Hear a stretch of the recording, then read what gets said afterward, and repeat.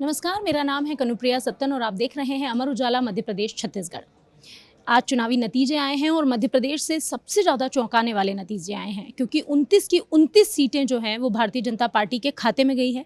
यहाँ एनडीए गठबंधन नहीं है, सिर्फ बीजेपी वर्सेस कांग्रेस का ये मुकाबला था और इस बीजेपी वर्सेस कांग्रेस के मुकाबले में पूरी 29 सीटों पर जो है रुझानों में भी बीजेपी आगे चली है और कई सीटों पर जो है ऐतिहासिक वोट जो है पाकर ऐसी ऐतिहासिक मतों के साथ बीजेपी ने जीत दर्ज की है। सवाल ये उठता है कि जहां एक तरफ 400 पार का नारा देने वाली एनडीए को इंडिया गठबंधन ने खूब अच्छी पटकनी दी है या यूं कह सकते हैं कि काफ़ी अच्छी फाइट की है, उसके साथ बराबरी से लड़ाई लड़ी है, उस इंडिया गठबंधन या उस कांग्रेस का हाल मध्य प्रदेश में इतना कमज़ोर, इतना ख़राब कैसे है? आइए जानते हैं, बात करते हैं। मेरे साथ मौजूद हैं संदीप चौधरी जी और ये वरिष्ठ पत्रकार हैं। ये बताएंगे कि आखिर वो क्या वजह है कि मध्य प्रदेश में इतना अच्छा परफॉर्मेंस भारतीय जनता पार्टी का नज़र आया, वो कौन से मुद्दे हैं जिस पे यहाँ की जनता ने वोट किया। देखिए कनु जी, अगर हम मध्य प्रदेश की बात करते हैं तो मध्य प्रदेश में सबसे बड़ा रीज़न रहा कांग्रेस और बीजेपी के आमने सामने की लड़ाई में कांग्रेस का संगठन न होना। कांग्रेस के पास वहाँ वो लीडरशिप नहीं है जो लोगों को नेतृत्व दे सके। कांग्रेस के पास वहाँ जिले वाइज संगठन नहीं है, मंडल में संगठन नहीं है। कांग्रेस बूथ लेवल पर बहुत कमज़ोर है और भारतीय जनता पार्टी की चूँकि हाल ही में सरकार वहाँ पे बनी है, नई सरकार बनी है, तो उनके पास बहुत सारे विधायक वहाँ पे हैं। आप कह सकते हैं हर लोकसभा के अंदर 3-3, 4-4 उनके विधायक भी वहाँ पर हैं और बीजेपी ने अपने संगठन पर कार्य किया है, अपना बूथ उन्होंने मजबूत किया और एक नारा भी दिया कि मेरा बूथ सबसे मजबूत। तो मैं ये मानता हूँ अगर बूथ लेवल तक की टीम आप कहीं खड़ी कर देते हो और आपके पास नए विधायक हैं जो पूरे जोश में है काम करने के लिए, आपके पास एक नया मुख्यमंत्री है, तो ये रीज़न रहा बीजेपी की मजबूती का। और कांग्रेस का ये रहा कि लोग कांग्रेस के जो कार्यकर्ता हैं वो हताश हैं, उनकी रीच कांग्रेस हाईकमान तक नहीं है, कांग्रेस जो राष्ट्रीय नेतृत्व नहीं है और जिस तरीके से कमलनाथ को भी हाशिए पर कर दिया गया है, तो कहीं न कहीं कांग्रेस का जो संगठन है वो बिखरा हुआ है। और आपने देखा इस चुनाव में कांग्रेस के जो कार्यकर्ता थे, जो एक्टिव लोग थे, उनको बीजेपी ने पूरे तरीके से अपने साथ मिला लिया। तो ये कई रीज़न ऐसे रहे जिस वजह से मध्य प्रदेश के अंदर कांग्रेस की बुरी दशा हुई।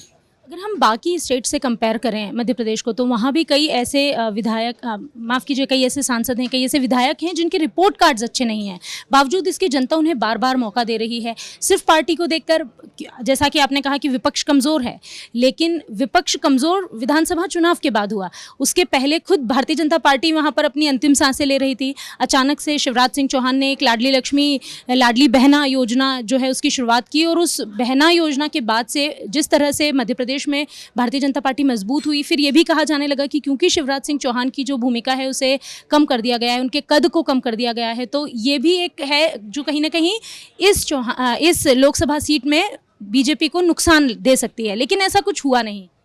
देखिए बिल्कुल ऐसा लगता था कि शिवराज सिंह चौहान का हटाना बीजेपी को भारी पड़ेगा, लेकिन मैं ये मानता हूँ कुछ लीडर ऐसे होते हैं कि वो अपने साथ पार्टी को तोड़ देते हैं। जैसे अगर आप राजस्थान की बात करें तो वसुंधरा वो लीडर है जो पब्लिक की लीडर है, लेकिन शिवराज सिंह चौहान ने जो वहाँ पे काम किया, उन्होंने पार्टी के एक कार्यकर्ता के रूप में कार्य किया। वो मुख्यमंत्री जरूर थी, लेकिन उन्होंने प्रदेश के अंदर अपने एक धड़ा तैयार नहीं किया जैसा कि कांग्रेस में होता था। कांग्रेस से जो भी लीडर, जैसे ममता बनर्जी छोड़ के गई, शरद पवार छोड़ के गए या और ऐसे कई बड़े बड़े नेता थे, जब वो कांग्रेस को छोड़कर गए तो उन्होंने प्रदेश के अंदर अपना एक संगठन बना दिया। उनके पीछे इतनी पब्लिक थी और उन्होंने वहाँ पर राज भी किया, चाहे मिलजुल कर सरकार चलाई। लेकिन शिवराज सिंह चौहान ने इस तरीके की राजनीति नहीं की, उन्होंने केवल बीजेपी का एक कार्यकर्ता बन के राजनीति की और इसी वजह से वो, मुझे लगा कि पार्टी से बगावत करना उन्होंने ठीक नहीं समझा और पार्टी को कोई नुकसान भी नहीं हुआ। उन्होंने पार्टी के खिलाफ या राष्ट्रीय नेतृत्व के खिलाफ भी कोई स्टेटमेंट नहीं दिया।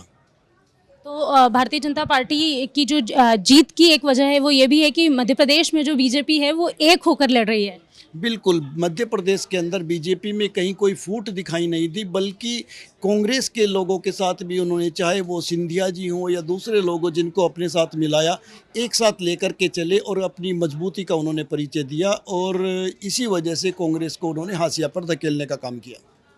तो मध्य प्रदेश में जिस तरह से भारतीय जनता पार्टी को बहुमत मिला है उसके पीछे उनकी एकता को शक्ति बताया है, लेकिन वो क्या वजह है जिसके चलते राजस्थान उत्तर प्रदेश और बिहार जैसे राज्यों में एनडीए पिछड़ गई है, इसके बारे में भी बात करेंगे। आप तब तक देखते रहिए अमर उजाला मध्य प्रदेश छत्तीसगढ़। अगर आप ये वीडियो YouTube पर देख रहे हैं तो हमारे चैनल को सब्सक्राइब करें और बेल आइकन को दबाना ना भूलें। अगर आप Facebook पर ये वीडियो देख रहे हैं तो हमारे पेज को लाइक करें।